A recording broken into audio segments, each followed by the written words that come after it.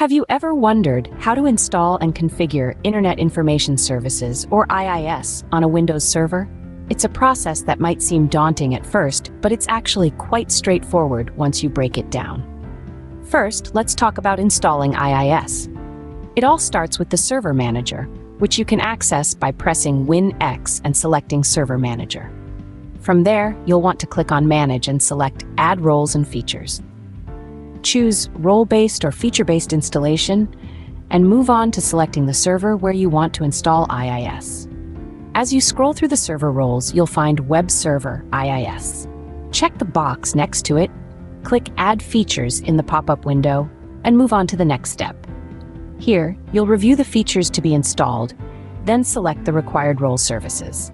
Once you've done that, confirm your selections and start the installation. After a bit of waiting, you'll have IIS installed on your server. Now on to configuring IIS. Again, start by pressing Win-X, but this time select Internet Information Services, IIS Manager. Here you'll find a range of features and configuration options to explore. By default, IIS creates a default website, which you can modify or use as a base to create new sites. To test your setup, open a web browser and enter the IP address of your server. If everything's working correctly, you'll see the default IIS welcome page. Depending on your needs, you might need to configure additional settings, such as security or SSL. Always remember to configure your Windows firewall to allow traffic on the necessary ports. That's 80 for HTTP and 443 for HTTPS. There are also additional tools in the IIS Manager to explore, such as URL rewrite, authentication, etc., all based on your requirements.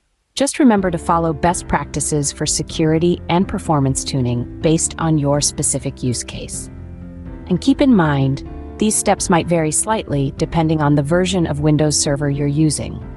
Always refer to the official Microsoft documentation for the most accurate information. And that's it! You've installed and configured IIS on a Windows server. While it might feel like a lot, take it step by step and you'll have it done in no time.